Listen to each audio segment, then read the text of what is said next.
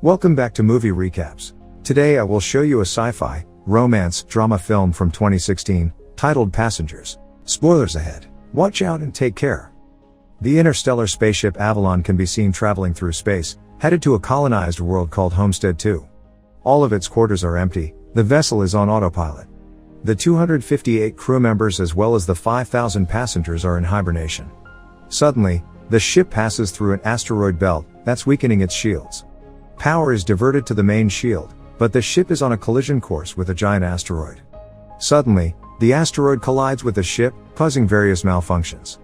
The ship begins self-reparations, but one of the hibernation pods activates. The passenger awakened is Jim Preston, a mechanical engineer.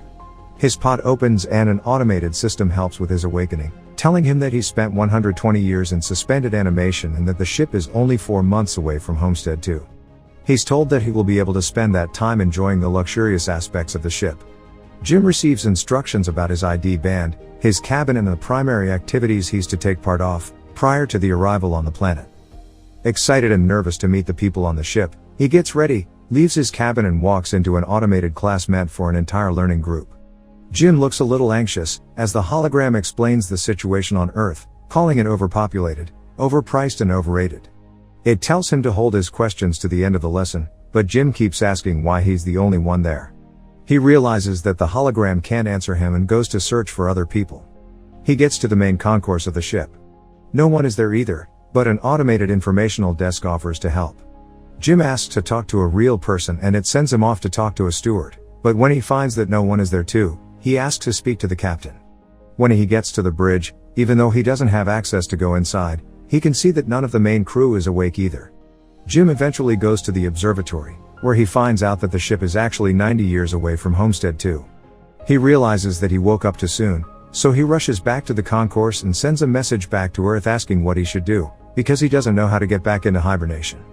The communication system informs him that the overpriced call to Earth would take approximately 55 years to get an answer back. Jim is devastated. He walks around and finds the ship's bar, where he sees another person. As he's talking to the bartender, something seems strange about him. When he goes to get him a drink, Jim realizes that he's an android. It's called Arthur. Jim wants to find out more information from him, but he can't even explain to the android how it's possible for him to be there ahead of time. Jim wakes up in his cabin the next day and goes to the cantina, where he quickly realizes that most of the things on the menu are reserved for gold-class passengers only. He gets his plain coffee and tries to figure out how to fix his hibernation chamber. After he gets all the tools, he manages to get it operating and lies down inside of the pod. But nothing happens. Next, he decides to use the tools he found to get into the crew's hibernation chambers. That doesn't work either. Small malfunctions happen around the ship. Jim keeps returning to the bar to drink, but mostly to talk to Arthur. The android gives him some advice that convinces him to break into one of the gold-class rooms and try to have some fun on the ship. Jim tries all the restaurants, the games, the entertainment system. But as time passes, he becomes even more miserable to be there alone. One day, he gets drunk and wanders around the hibernation pods, when he stumbles into an airlock with spacesuits designed for spacewalks. Jim gets into a suit and goes to the airlock, pushes a lever and then the button to release the airlock door. Once outside the ship, he's mesmerized by the view. He's the only conscious human being experiencing that moment in time. Jim releases the magnets on his boots and floats in space, feeling devastated. He comes back inside, takes off the suit, but goes back to the airlock without it on. He pulls the lever, ready to end it all, but changes his mind in the last moment, runs back inside and slips on a bottle. Jim stands up and is instantly drawn to a woman in one of the pods, named Aurora. He searches for her files in the directory and listens to her passenger interview, becoming enamored with her. Later he's seen sitting next to her pod, still listening to her interviews. Back in the bar, he's reading some of her work and is talking to Arthur about her writing. He becomes obsessed with the irony of his situation, going to another planet for a better life, waking up early and not getting there, and finding his perfect woman, only for her to be out of reach. Jim keeps thinking about her and starts getting the idea to wake her up too. He talks it over with the android, but he doesn't understand the conundrum. If he wakes her up for his own benefit, he'd be stranding her there with him, to die on the ship. Jim decides against it first, but as time goes by he can't let it go, until one day, he changes his mind. He goes to her pod and manages to activate it. As she's waking up and going through the same process as he did, he hides and goes back to his room. A little bit later he goes to the main concourse, hoping to find her. And there she is, just as confused as he was a year ago. Jim tells her they're the only ones awake and takes her to the observatory. Then he tells her that he can't get to neither the crew, nor the main commands of the ship. Aurora freaks out and wants to get back into her pod.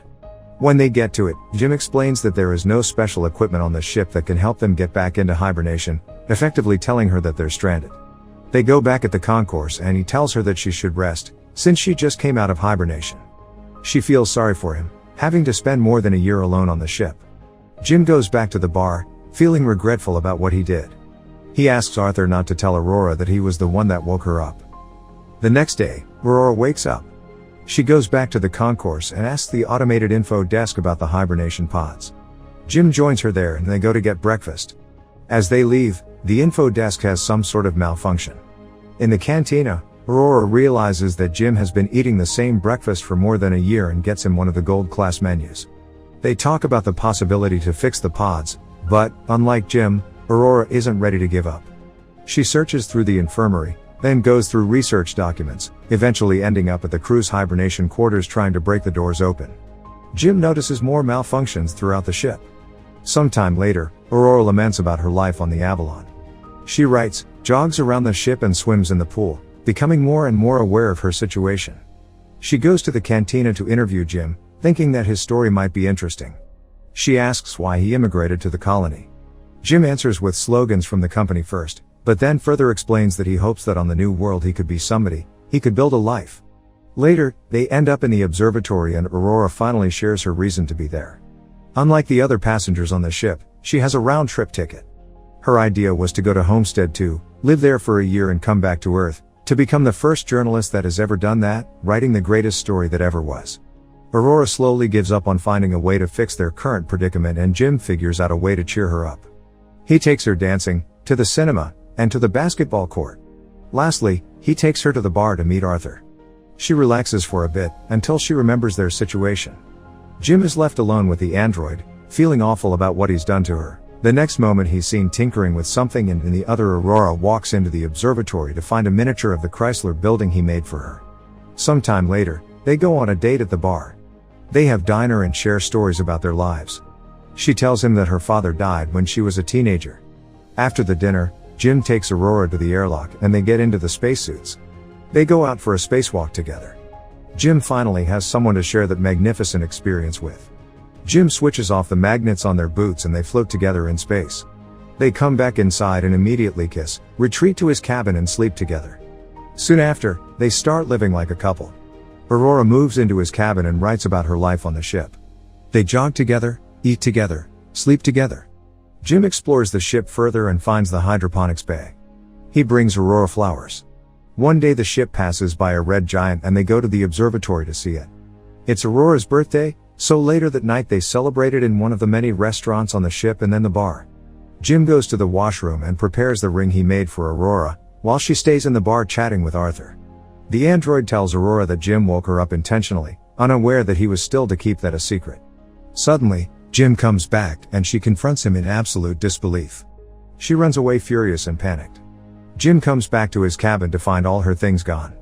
He runs into her in the cantina the next day, but the moment he speaks, she runs away. Aurora is desperate. One night she goes over to Jim's cabin, punching and kicking him, wanting to kill him. Talking to her over the comm because she keeps avoiding him, Jim tries to apologize and explain his actions to her. He tells her he fell in love with her, but Aurora doesn't care. She can't forgive him for taking her life. One night, as Jim is in his cabin, another malfunction happens. The ship faces a critical error and the main command shuts down.